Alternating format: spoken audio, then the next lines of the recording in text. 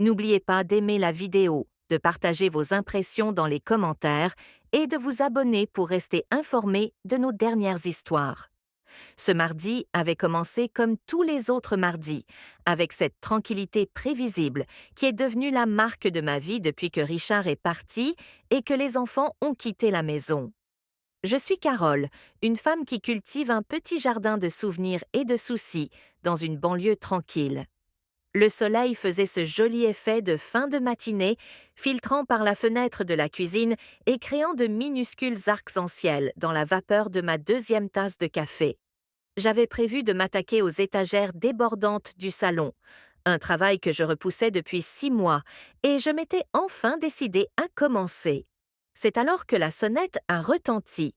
Je ne reçois pas souvent de visites inattendues, hormis une livraison ou parfois Martha, ma voisine, qui vient emprunter du sucre ou raconter les nouvelles du quartier. Une petite curiosité m'a traversée tandis que j'essuyais mes mains sur mon tablier et me dirigeais vers la porte.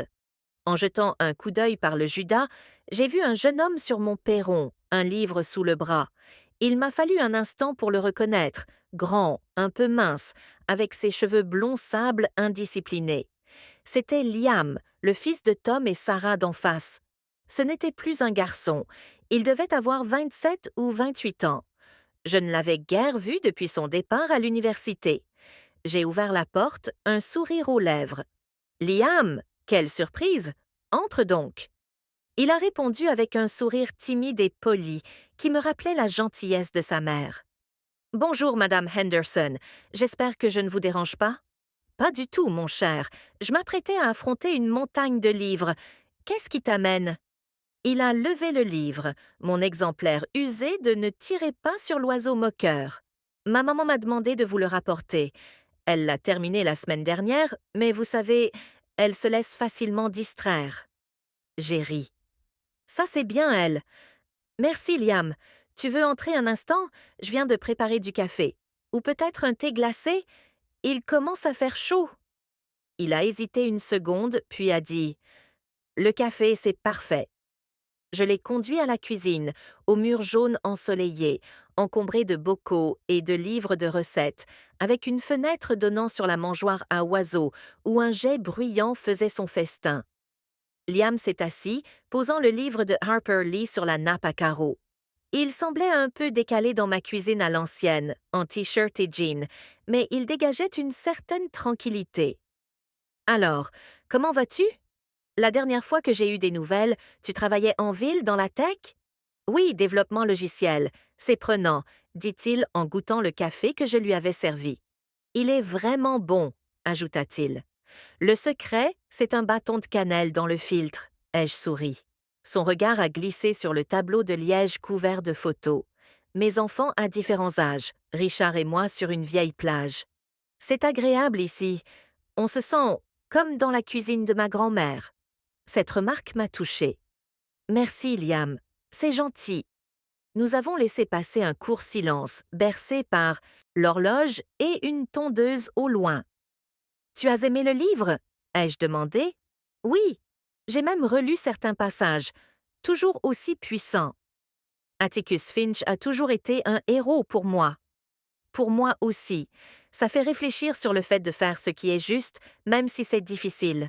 Puis avec sérieux, il n'y a plus beaucoup d'Atticus Finch dans le monde, n'est-ce pas?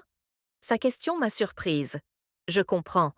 Le monde est plus bruyant qu'avant et pas toujours en bien. Exactement. On a trouvé 1000 façons de se mécomprendre plus vite que jamais. Pas besoin de t'excuser, lui ai-je dit. C'est rafraîchissant. Il a souri, un peu gêné. Peut-être que je suis juste une vieille âme, j'ai toujours eu le nez dans les livres, parfois même les vôtres. Nous avons parlé de Fahrenheit 451. Ses yeux brillaient en évoquant l'actualité de ses avertissements.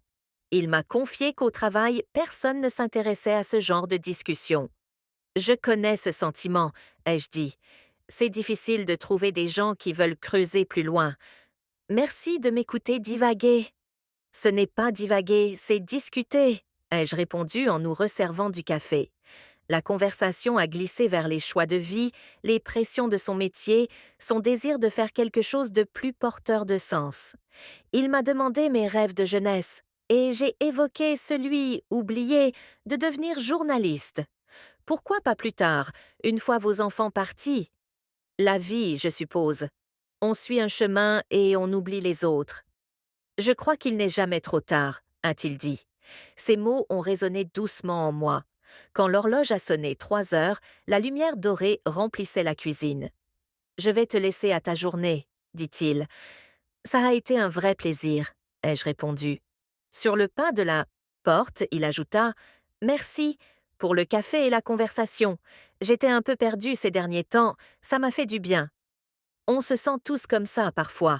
L'important, c'est de chercher ces liens. Ils existent, souvent là où on ne les attend pas. Nous nous sommes quittés chaleureusement. Quand j'ai refermé la porte, la maison semblait moins vide. Dans la cuisine, les 2 tasses vides témoignaient de quelque chose d'important. Je n'avais pas touché à ma pile de livres, mais j'avais gagné bien plus, un rappel de la valeur des vraies conversations.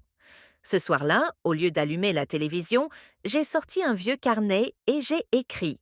J'ai parlé de la lumière dans la cuisine, de l'odeur de cannelle dans le café, de la façon dont un jeune homme avait parlé sincèrement de livres et de sens. C'était comme retrouver un vieux chemin oublié.